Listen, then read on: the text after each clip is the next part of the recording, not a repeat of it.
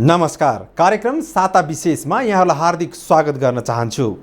यस कार्यक्रममा हामी तपाईहरूलाई हरेक श्रृङ्खलामा फरक फरक विषयवस्तु सहितका कुराकानी र रिपोर्ट लिएर उपस्थित हुने गर्छौं।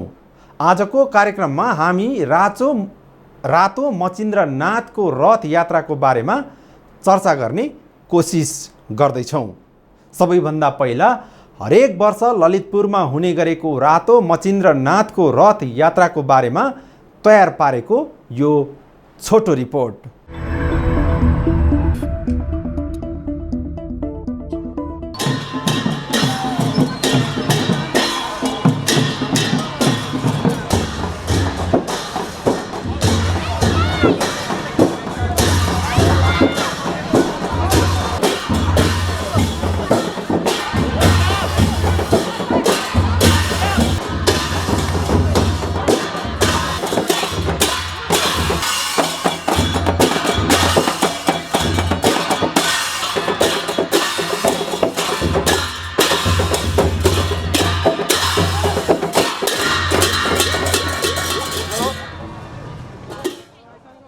वर्षा तथा सहकालका देवताका रूपमा मनाइने रातो मचिन्द्रनाथको रथ यात्रा ललितपुरको पाटनमा वैशाख 25 गतेबाट सुरु भएको छ।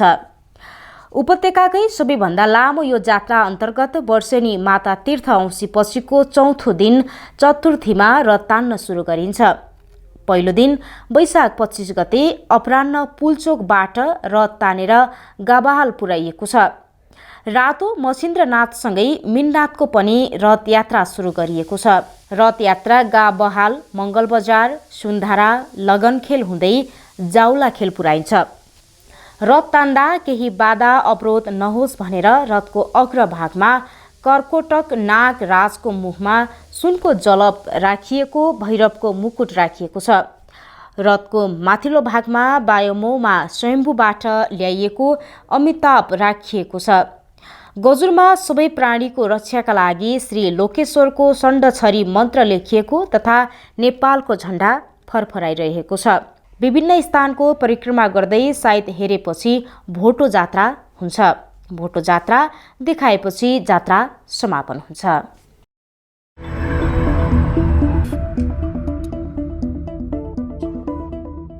दर्शकवृन्द, वर्षा र सहकालका देवताको रूपमा मनाइने यो रथ यात्रालाई विभिन्न अन्य रथ यात्राभन्दा विशेष महत्त्वका साथ धेरै दिनसम्म मनाइने गरिन्छ।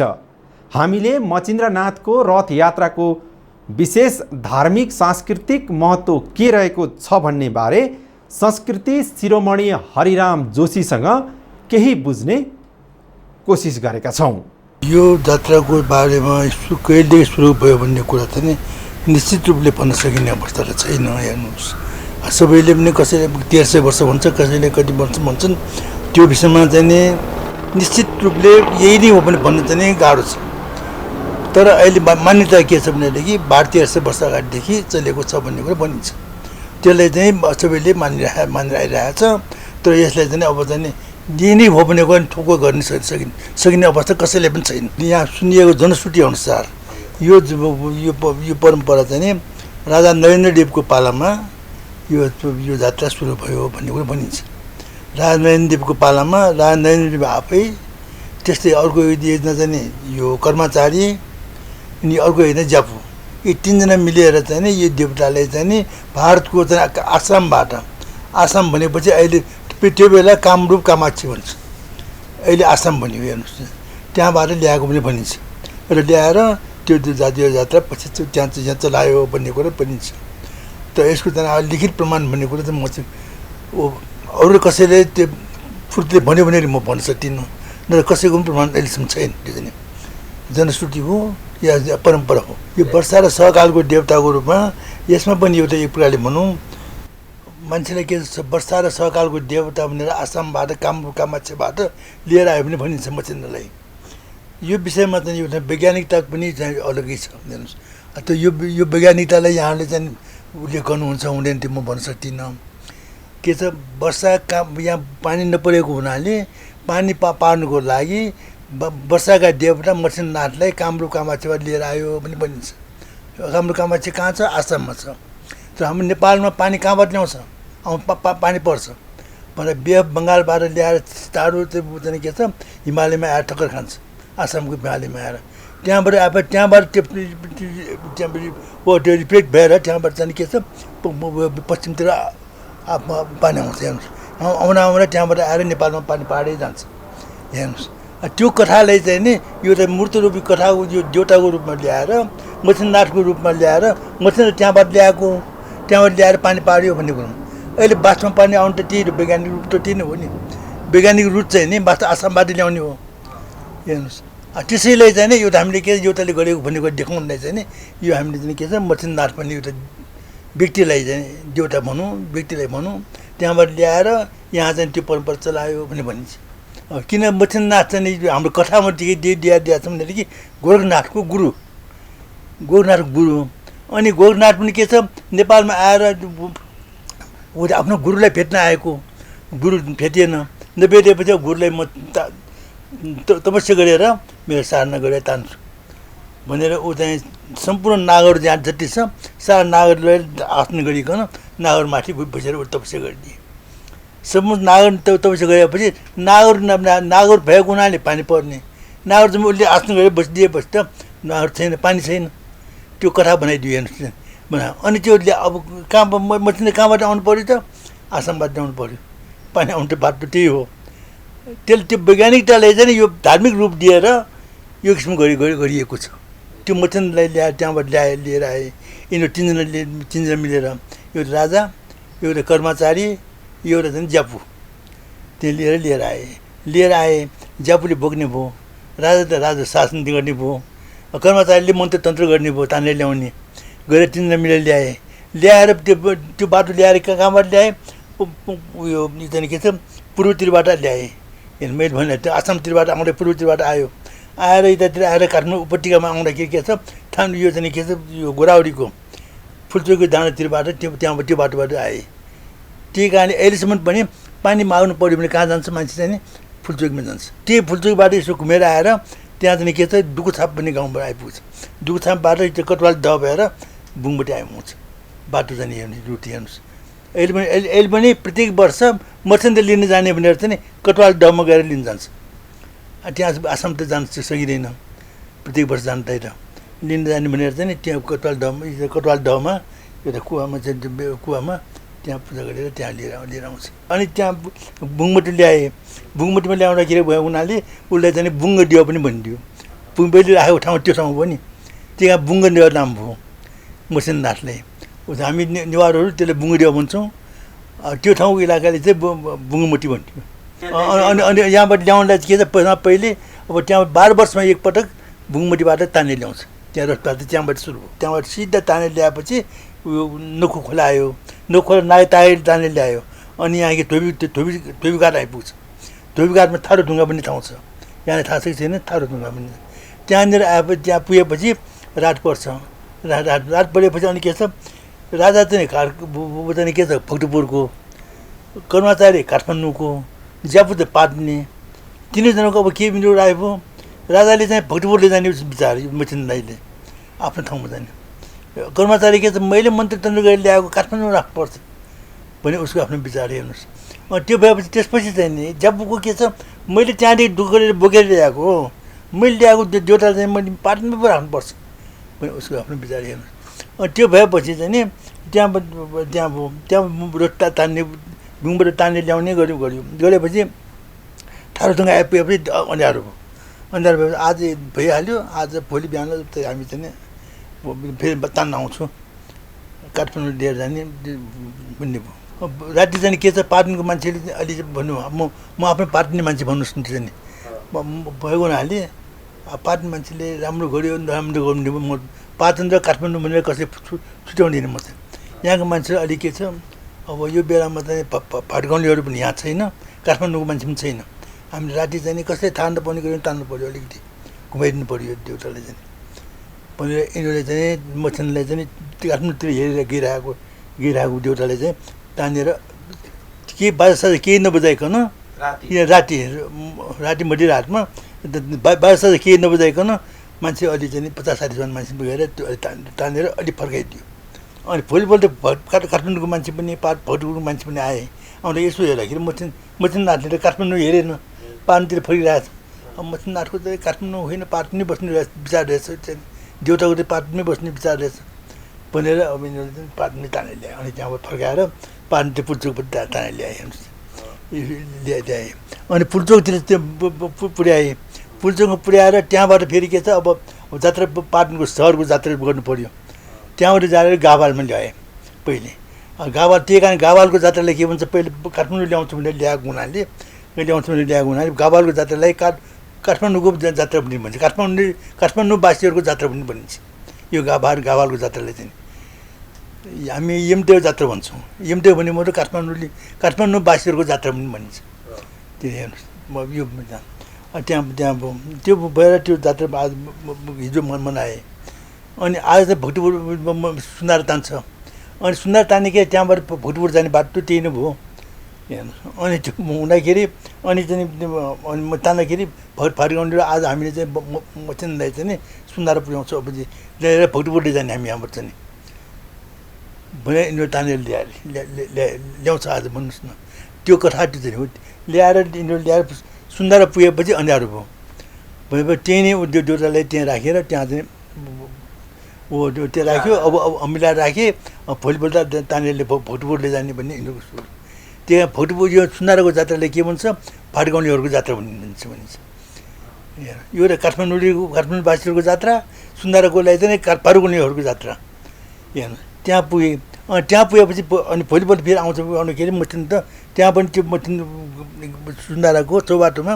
मचिनाथ पूर्वतिर हेरेर गइरहेको मचिनाथलाई त्यहाँ पाटनको मान्छेहरूले आजै तानेर ल्याएपछि अलिक फर्काउँछ पाटन दक्षिणतिर फर्काउँछ फर्काइदिन्छ अलिक फर्काउँछ फर्काएर जात्रामा गरिदिन्छ हुँदाखेरि के छ फर्काउनु भएन पाटनै बस्ने रहेछ विचार राजाको देउताको चाहिँ भन्ने गरेर अनि तिनीहरू चाहिँ चुप्लाएर गयो त्यो चाहिँ हेर्नु फर्काउनु पनि लगेन हेर्नुहोस् अनि त्यहाँबाट लगनखेल तानेर ल्याउँछ लगनखेलको जात्राले यति के भन्छ त्यही कारणले के भन्छ भने पाटनीहरूको जात्रा भन्छ लगनखेलमा पुर्याएपछि त्यो जात्रालाई चाहिँ के हुन्छ यो जात्राले पाटनीहरूको जात्रा भनिन्छ काठमाडौँवासीको जात्रा फाटगाउँलेहरूको जात्रा पाटनीको जात्रा यो तिनवटा जात्रा मानिन्छ हेर्नुहोस् लगनखेलको जात्रा सिद्धिए त्यहाँ नरिवल खसालेर जात्रा सिद्धिएपछि त्यो जात्रालाई अनि के कहाँले जान्छ यहाँ चाहिँ लगनखेलमै तलतिर अलिक तलतिर तानेर ल्याएर चौबाटोमा राखिन्छ चौबाटोमा त्यो चौबाटोमा पुगेपछि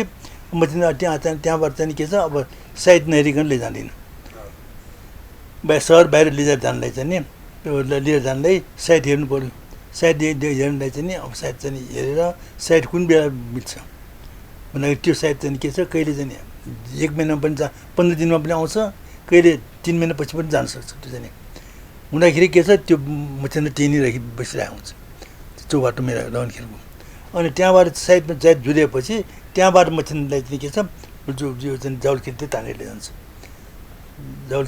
जान्छ जाउलखेलमा पुगेपछि अनि चाहिँ त्यो लगनखेल चौबाटोबाट तानेर ल्याएपछि सहरको जात्रा सिद्धियो त्यहाँबाट ल्याएर जाउलखेल पुर्याउँछ जाउलखेलमा पुगेपछि त्यहाँ चाहिँ के छ अनि चाहिँ मचिन त्यहाँ पुगेपछि त्यो जात्राले के भनिन्छ अनि चाहिँ अहिले हामी भन्छौँ के छ पुल्चोकवासीहरूको पुल्चोक डाँडाको त्यहाँका मानिसहरू र किर्तिपुरीहरूको जात्रा कोर्टमा लिन्छ त्यो जात्रा हेर्नुहोस् त्यहाँका मान्छेहरूले मात्र तानाउँछ त्यो जात्रामा तान्ने त्यहाँको तानेर पुल्चोक जाउलखेल पुर्याउँछ र चाहिँ त्यहाँ जात्रा समापन हुन्छ चाहिँ 2-3 दिन राखेर समापन हुन्छ त्यहाँ पुगेपछि त्यहाँ जात्रा चाहिँ त्यहाँ के छ आज पुग्यो भोलिपल्ट पनि त्यहाँ चाहिँ के छ अब किर्तिपुरीहरूको पुल्चोक डाँडाको मानिसहरूको यिनीहरूको चाहिँ जात्रा यिनीहरू पूजा गर्छन् यिनीहरूको चाहिँ गर्छन् त्यो पछि पर्सिपल्ट चाहिँ नि काठमाडौँ पाटन भक्तपुर तिनै सहरको भनेको मतलब नेपालका सम्पूर्ण वासीहरूको चाहिँ जात्राको रूपमा त्यो जात्राले लिन्छ अनि चाहिँ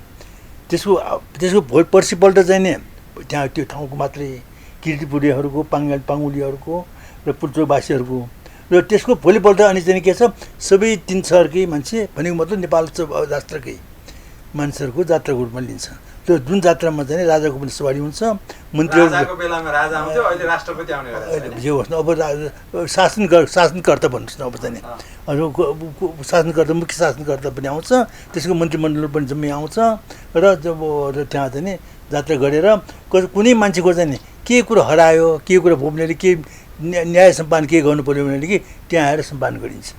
जस्तो के छ त्यहाँ मान्छे फोटो जात्रा किन गरियो भन्दा एउटा फोटोको लागि चाहिँ दुईजना मान्छे झगडा गरेर आउँछ, झगडा गरेर आएपछि दुईजना समाजमाथि ल्यायो त्यहाँ राजा पनि त्यहीँ सवारी भइरहेछ, देउता पनि त्यहीँ छ। उनीहरूले ल्याएपछि यिनीहरूलाई चाहिँ के छ, एउटाको चाहिँ आफ्नै फोटो हो, अर्को चाहिँ चोरेर ल्याउने हो। उनीहरूले ल्याउँदाखेरि ल तिमीहरूले सत्यवाचा गर, न्यायको सम्पादन गर्ने हेर्नु, सत्यवाचा गर, देउटाको अगाडि सत्यवाचा गर, तिम्रो भो भने तिम्रो भो भने सत्य वचन बोल, तिम्रो हुन्छ, वेनमा तिमी र छाडेर मर्छ तिमी चाहिँ ल भनेपछि चोरले त आफ्नो भन्ने हिम्मतै भएन उसको आफू एउटा फोटोको लागि आफ्नो जान फाल्ने। अनि अर्कोले पनि के सोच्यो, उसले चाहिँ मेरो आफ्नै हो, तर चोरले मेरै जस्तो अर्को ल्याएको भएर म एउटा फोटोको लागि मैले जान फाल्ने फेरि चाहिँ उसले भने मेरो भन्नुहोस् हिम्मत भएन, हेर्नुहोस् दुवैजनाले भन्नु भएन। त्यही कारणले फोटो प्रत्येक वर्ष एकपल्ट देखाएर कसको हो यो फोटो पनि देखाउने गरेको हो, प्रत्येक जसको त्यसले नहो जितेरले जाऊ, प्रमाण लिएर जाऊ, त्यही हो प्रत्येक वर्ष गर्ने काम फोटो जात्रा यही हो।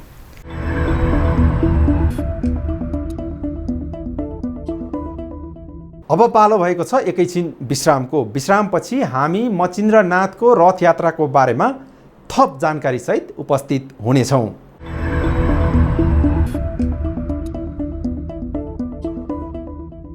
एकैछिनको विश्रामपछि पुनः स्वागत छ।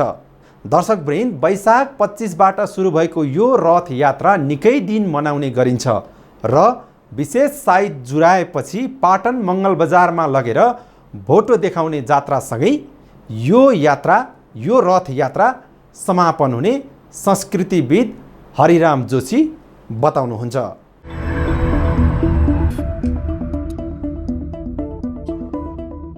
बाह्र वर्षमा एकपल्ट त्यो बुङबटबाट ल्यायो, बुङबटी पुर्याउँछ। अनि भोइनो अनि त्यसपछि चाहिँ नि बुङबटमा त्यो दिन पुर्याउँछ। त्यसपछि 4-5 महिनापछि पाटमा 4-5 महिनापछि पाटमा ल्याउँछ, पाटको तहबानमा ल्याउँछ।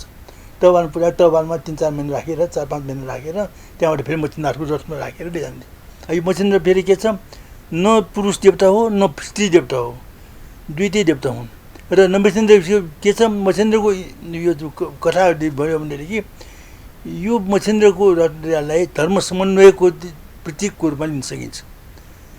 धर्ममा कुनै किसिमको विभेद नराखिकन यदि कसैले विचार गर्यो भनेदेखि मचिन्द्रको सिद्धान्तलाई चाहिँ मचिन्द्रको सिद्धान्तलाई अनुगमन गरेमा हाम्रो देशको पनि सुख शान्ति हुने हुन्छ र विश्वकै शान्ति पनि हुने हुन्छ।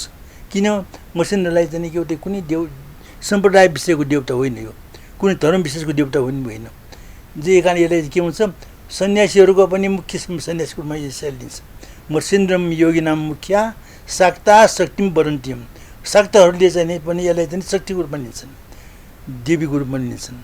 अनि बौद्ध बुद्धिस्टहरूले यसलाई के छ, लोकेशको रूपमा लिन्छन्। यस्ता बहुरूपी देवता हो यो, आइमै पनि हो, लोने मान्छे पनि हो।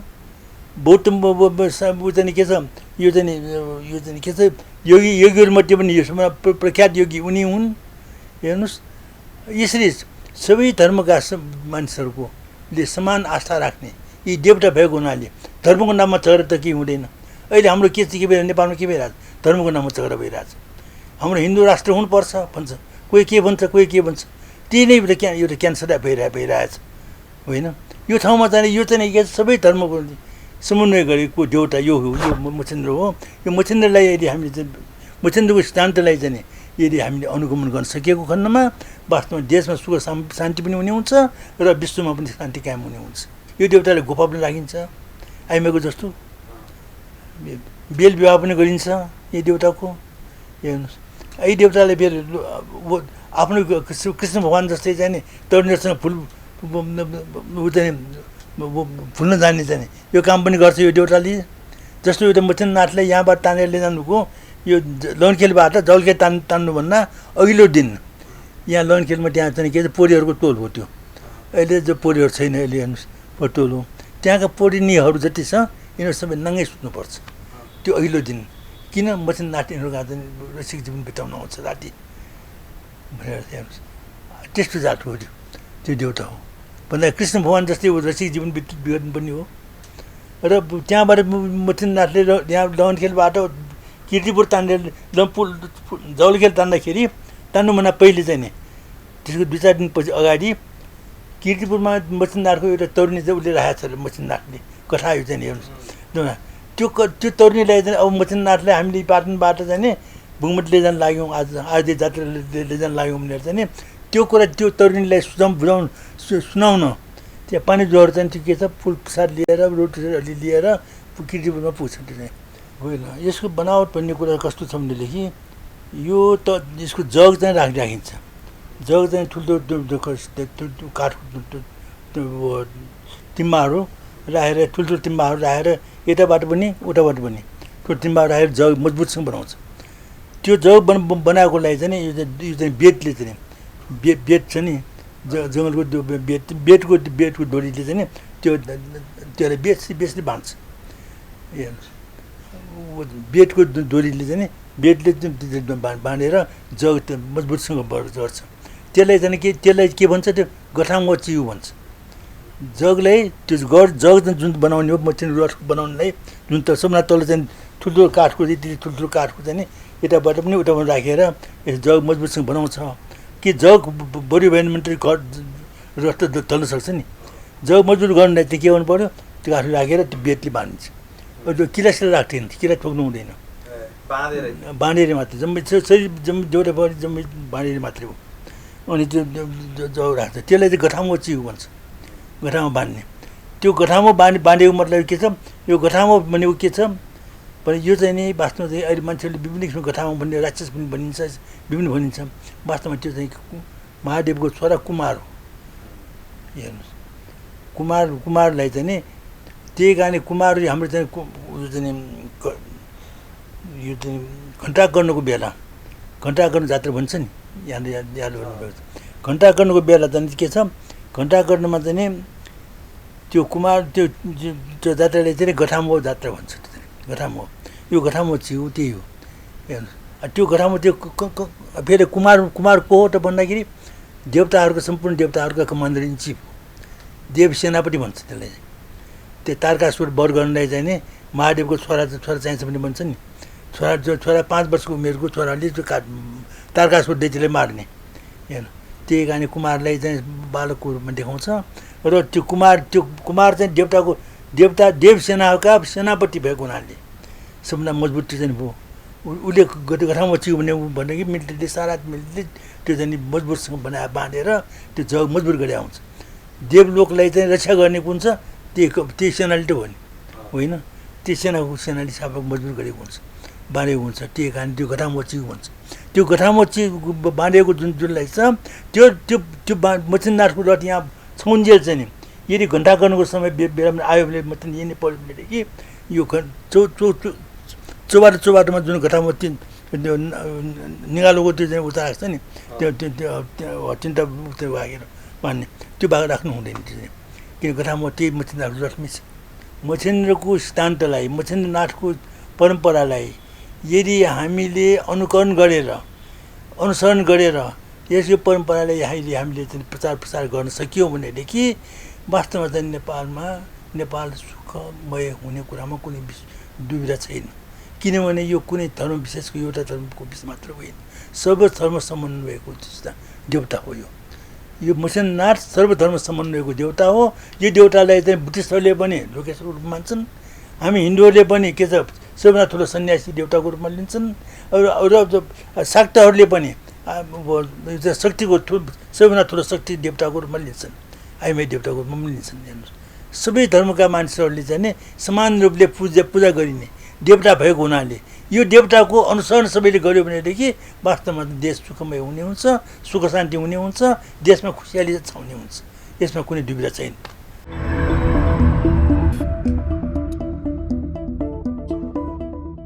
दर्शकवृन्द आज हामीले रातो मचिन्द्रनाथको रथ यात्राको बारेमा केही जानकारी दिने प्रयास गरेका छौँ। अर्को हप्ता अर्को विशेष रिपोर्टका साथ उपस्थित हुने नै छौँ। हामीलाई युट्युब फेसबुकमा पनि फलो गर्न सक्नुहुनेछ। साथै नाइस मिडिया नेटवर्कमा गएर पनि हामीलाई हेर्न सक्नुहुनेछ भन्दै आजको साता विशेषबाट सम्पूर्ण युनिटका साथ मलाई पनि बिदा दिनुहोस्। नमस्कार।